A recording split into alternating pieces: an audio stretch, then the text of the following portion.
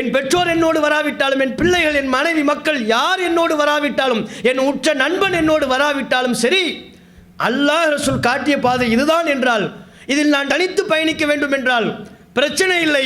அல்லாஹ்வின் திருப்தியை நாடி அந்த பாதையில் நான் தனித்து பயணிப்பதற்கு தயார். அதான் ஒரு கொள்கைவாதி. தடம் பொருளாத கொள்கைவாதியின் வெளிப்பாடு அதுதான்.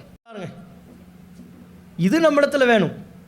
ஒரு கொள்கைவாதி இடத்துல, ஒரு தௌஹீத்வாதி இடத்துல கண்டிப்பாக சத்தியத்தை நோக்கிய பயணம், சத்தியத்தின் பாதை இதுதான் என்று தெரிந்துவிட்டால், பயணம் இதுதான் என்று தெரிந்துவிட்டால், அதில் கூட துணைக்கு ஆள் வரணும், அவர் வரணும், இவர் வரணும். அவர் வராட்டி நான் வரமாட்டேன், இவர் வராட்டி வரமாட்டேன். டூருக்கு போகலை. நம்ம கொள்கை பயணம்ங்கிறது டூருக்கு போகிற பயணம் கிடையாது. ஊட்டிக்கு போகிறோம், இதே ஏலகிரிக்கு டூருக்கு வந்திருக்கிறோம் சொன்னால் அப்போ என்ன எதிர்பார்க்கலாம்? அவர் வந்தால் தான் வருவேன், இவர் வந்தால் தான் வருவேன்னு சொல்லலாம். கொள்கை பயணம் என்று வந்து விட்டால் யார் வந்தால் எனக்கு என்ன, வராட்டி எனக்கு என்ன, ஏன் மறுமைக்கான பயணம், என்னுடைய மறுமைக்கான பாதை, அந்த பாதை நான் தனித்து விடப்பட்டால் கூட பயணிப்பேன் என்று பயணித்து கொண்டிருக்கணும்.